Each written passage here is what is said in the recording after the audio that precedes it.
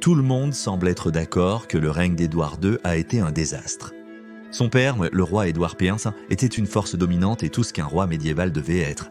On disait de lui qu'il était intelligent, impitoyable, intimidant, et il a été décrit plus tard comme l'un des plus grands dirigeants de son époque.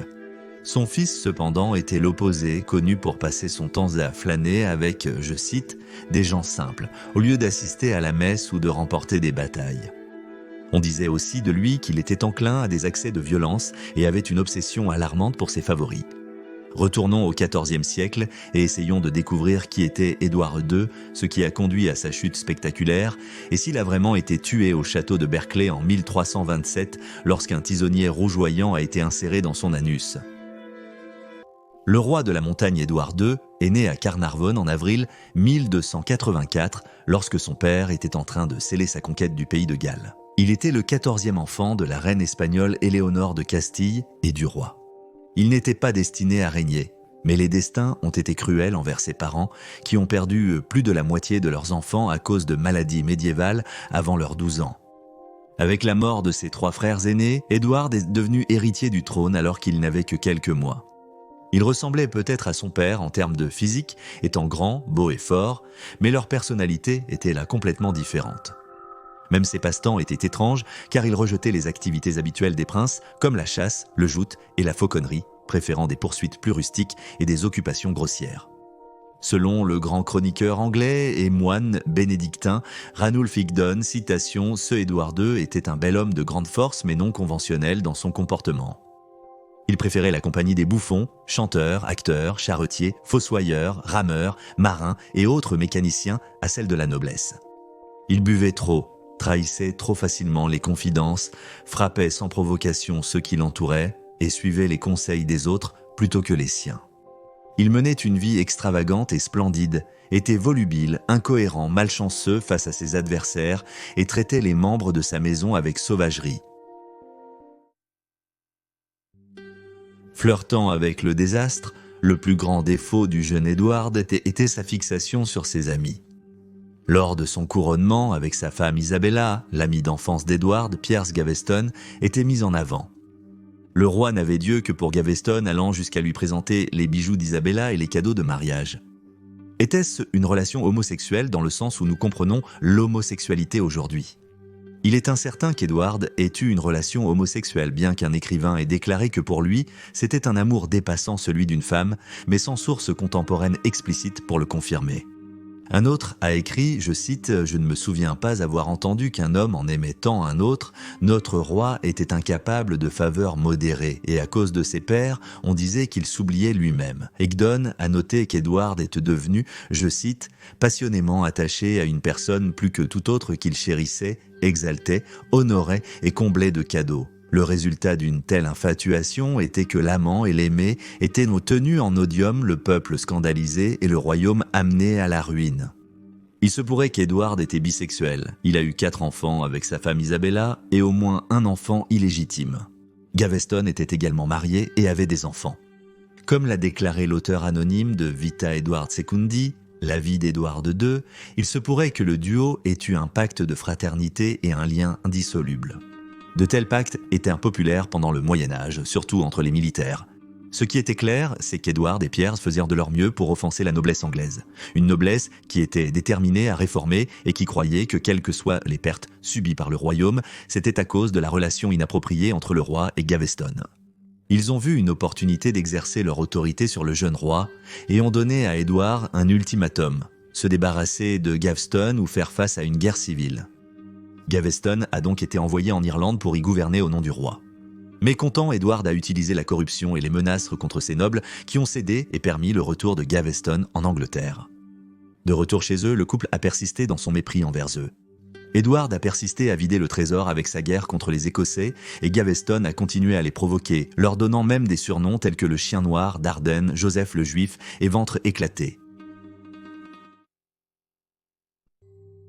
Roi de la douleur. En 1310, les choses commençaient à s'envenimer lorsque presque tous les comtes et barons d'Angleterre se sont soulevés contre Gaveston et ont forcé Édouard à l'envoyer loin. Édouard est resté mais a dû abdiquer en tant que roi. Il ne pouvait pas faire la guerre, quitter le royaume ou offrir des cadeaux sans l'aval du Parlement. Gaveston a été nommé mauvais conseiller du roi et ennemi évident du peuple et a été exilé de tous les domaines anglais. Refusant d'abandonner son favori, le couple s'est enfui vers le nord, Édouard abandonnant au passage sa femme enceinte Isabella. Le comte de Warwick, surnommé le Black Doc par Gaveston, qui l'avait ridiculisé, a capturé et emprisonné ce dernier. Condamné comme traître en juin de 1312, le jeune Pierre Gaveston, comte de Cornouailles, a été transpercé par une épée et décapité. Enragé, dévasté et humilié, Édouard a tenté de récupérer sa position en utilisant la mort de Gaveston comme tactique de négociation pour le soutien du baron à une nouvelle campagne en Écosse. C'est à Bannockburn, près de la ville de Stirling, en juin de 1314 que le roi Édouard II a subi une défaite écrasante. Édouard a fui la bataille pour le château de Dunbar, laissant ses troupes se faire massacrer avant de rentrer en Angleterre par bateau. Selon la Vita, c'était un jour de ruine et de déshonneur maléfique et maudit. Maintenant, Édouard était perçu non seulement comme un politicien défectueux, mais aussi comme un général défectueux et un lâche. Roi des vœux pieux. Toujours monarque, mais n'ayant rien appris, Édouard s'est trouvé un nouveau favori nommé Hugues de Spencer, et tout comme son prédécesseur, il a été couvert de cadeaux et de terres. Le père du cher ami d'Édouard était Hugues de Spencer l'aîné, l'un des plus fidèles partisans d'Édouard, et c'est l'extraordinaire ascension au pouvoir et à l'influence du père et du fils sur le roi qui s'est avéré être leur chute. Regardant le roi passer d'une crise à une autre, se trouvait sa femme Isabella. Elle avait assisté, humiliée par le débâcle de Gaveston, et maintenant cela se reproduisait. Cependant, cette fois, Isabella était la mère de l'héritier du trône anglais. Elle était aussi plus âgée, plus sage et à bout de patience. En 1322, Charles VI était le nouveau roi de France. Édouard a été convoqué pour rendre hommage au duché de Gascogne. Lorsque le roi anglais a refusé, les Gascons pro-anglais ont pendu un sergent royal français et l'invasion française de la Gascogne a commencé. Comme Dépense le Jeune était responsable de la conduite de la politique dans le duché, il a été blâmé pour le fiasco. C'est la reine Isabelle qui a été envoyée pour nettoyer le désordre en 1325, car elle se trouvait être la sœur du roi Charles VI. Et comme le roi Édouard ne rendait pas hommage, son fils le prince Édouard a été envoyé à sa place. La crise étant terminée, on s'attendait à ce que la femme et le fils retournent immédiatement en Angleterre. Mais Isabelle avait d'autres idées. Citation: « Je sens que quelqu'un s'est interposé entre mon mari et moi. Je ne reviendrai pas tant que l'intrus n'aura pas été éliminé. » Elle a déclaré publiquement à Paris en faisant référence à Spencer le Jeune. Puis elle a pris un amant, Roger Mortimer, comte de March, et a juré vengeance. L'invasion anglaise est arrivée rapidement en septembre 1326 lorsque Isabella et Mortimer ont débarqué à Suffolk d'Orwell. La petite force a rencontré peu de résistance. Le roi et les distributeurs ont fui. La reine et son amant ont marché vers la capitale à travers une Angleterre fatiguée de la guerre et désillusionnée. À Londres, les partisans du roi ont commencé leur désertion et certains de ceux qui sont restés ont connu une fin tragique. John le maréchal, un espion dispensateur, a été traîné hors de sa maison et décapité. L'évêque Stapledon a été décapité avec un couteau à pain en tentant d'atteindre le sanctuaire de la cathédrale Saint-Paul. Son corps a été jeté dans une décharge et sa tête envoyée à la reine. Des partisans affluèrent de tous côtés, des comtes aux hors-la-loi et des évêques aux barons. Et elle n'eut guère de difficulté à s'emparer du trône au nom de son fils, le roi Édouard III. Dispensé l'Ancien, arrêté et exécuté pour trahison à Bristol, a été traîné par des chevaux jusqu'à la potence publique, où il a été pendu, découpé vivant et décapité. Édouard et le jeune Dispenser ont été traqués au pays de Galles et à Cornard, l'endroit où ils ont été capturés et connu sous le nom de Pantwibrad, la vallée de la trahison. Le jeune Dispenser, amené à Hereford et conscient de son destin, a tenté de se laisser mourir de faim en refusant nourriture et boisson. Néanmoins, il a été, je cite, « enchaîné, les yeux exorbités de terreur, pendu jusqu'à être presque mort, castré et éviscéré avant d'être décapité. » Tout ça en étant constamment affamé et assoiffé.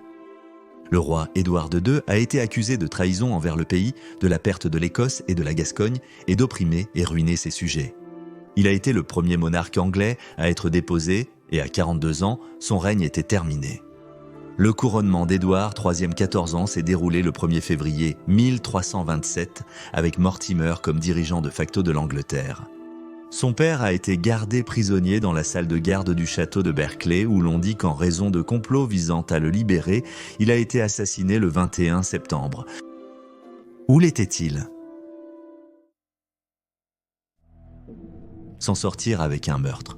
Supposément, la mort d'Édouard a été facilitée par l'utilisation d'un tisonnier rougeoyant afin qu'il n'y ait aucun signe de blessure externe, et alors on pourrait dire qu'il est mort de cause naturelle. Si le 21 septembre était la date de sa mort, alors c'était plutôt pratique pour Isabella Ann Mortimer.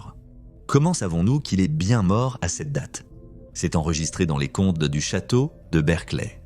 Pendant les préparatifs funéraires, le corps a été embaumé et enveloppé dans du céraclote, un tissu ciré utilisé pour les corps morts avant l'exposition publique. Un autre corps aurait-il pu être utilisé à la place du roi lors des funérailles à Gloucester? Le seigneur Berkeley n'était pas au château lorsque la mort aurait eu lieu. Il était à 150 miles de là, assistant au Parlement à Lincoln, où les membres ont été informés du décès de l'ex-roi avant de se disperser. L'archevêque de York a déclaré qu'il avait, je cite, « des nouvelles certaines qu'Edward était encore en vie en janvier 1330, 3 ans plus tard ». De plus, en mars 1330, Mortimer a fait condamner à mort Edmund, comte de Kent et demi-frère d'Édouard II, pour avoir tenté de sauver ce dernier du château de Corfey. Mais lorsque le roi Édouard III a renversé Mortimer et qu'il a été jugé en novembre pour avoir assumé le pouvoir royal, on a dit qu'il avait trompé Edmund en lui faisant croire que le roi mort était toujours en vie. A-t-il été assassiné? Est-il mort de cause naturelle? Serait-il possible que presque tout le monde qui était politiquement impliqué ait agi comme si Édouard II était mort parce qu'il l'était vraiment? Ou est-il possible qu'Édouard II ait vécu au-delà de la date de sa prétendue mort? Faites-nous savoir ce que vous pensez dans les commentaires ci-dessous et n'hésitez pas à vous abonner si vous appréciez ces vidéos. Merci d'avoir regardé, à la semaine prochaine pour une autre vidéo. En attendant, je vous souhaite à tous une excellente semaine. Santé!